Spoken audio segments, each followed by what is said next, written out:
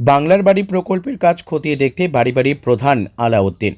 রাজ্যে বাংলার বাড়ির দ্বিতীয় পর্যায়ের কাজ প্রথম কিস্তির টাকা পেয়ে বাড়ি তৈরি শুরু করে দিয়েছেন উপভোক্তারা।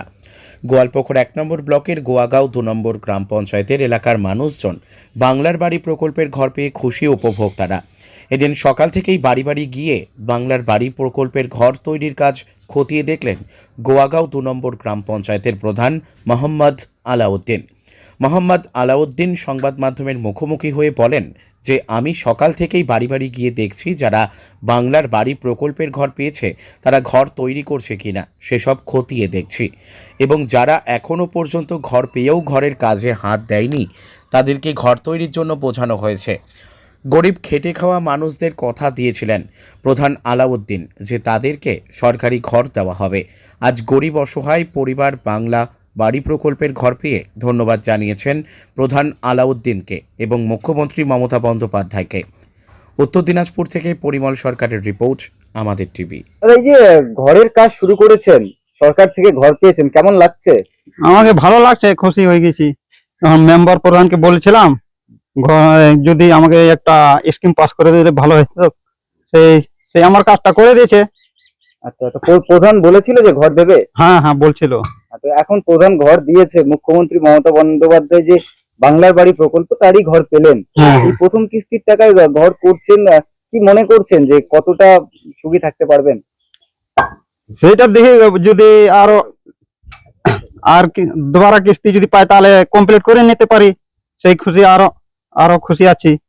এখন কোনো অসুবিধা কিছু নাই।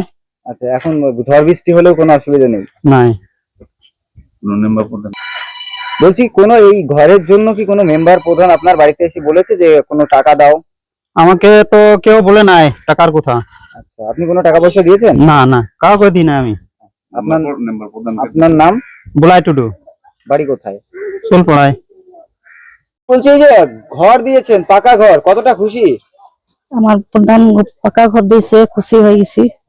প্রধান পাকা ঘর দিয়েছে? হ্যাঁ, প্রধান পাকা ঘর দিয়েছে। আচ্ছা, পঞ্চায়েত ভোটের সময় কি আপনাকে প্রধান এসে বলছিল পাকা ঘর দেবে? হ্যাঁ, প্রধান বলেছিল। আচ্ছা, আপনার কি প্রথমে কাঁচা বাড়ি ছিল? আমার কাঁচা বাড়ি ছিল, এখন পাকা বাড়ি হয়েছে, কত ভালো লাগছে। হ্যাঁ, এখন পাকা বাড়ি হয়েছে, ভালো লাগছে। আপনার নাম?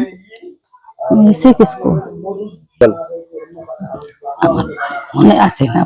দেখা যাচ্ছে যে বাংলার বাড়ি প্রকল্পের যে সমস্ত বাড়ি রয়েছে সেই সমস্ত বাড়ি কিন্তু এই যে সকাল থেকে আপনি ঘুরে ঘুরে দেখছেন, কি বলবেন দাদা এই বিষয়ে?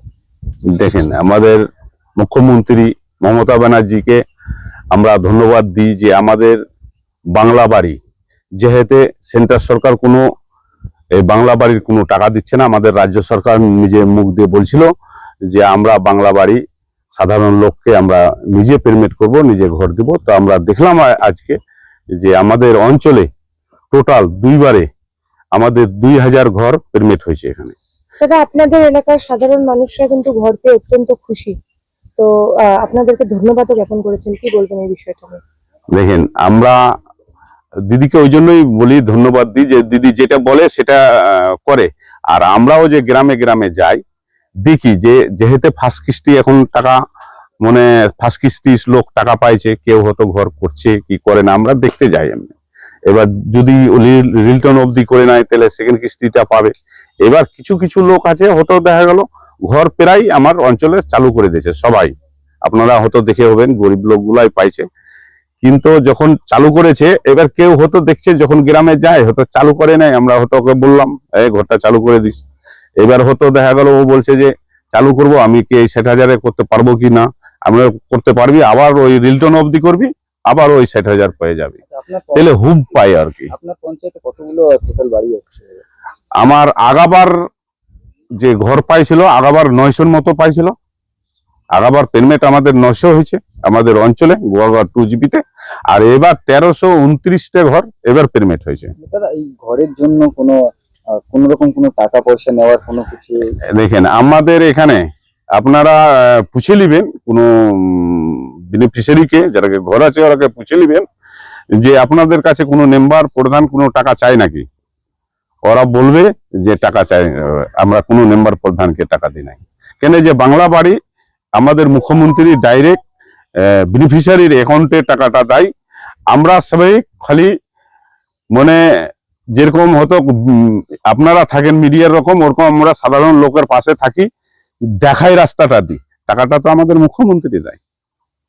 আপনার নাম? আমার নাম আলাউদ্দিন, আমি গোয়াঘাট 2 জিপির প্রধান। ধন্যবাদ।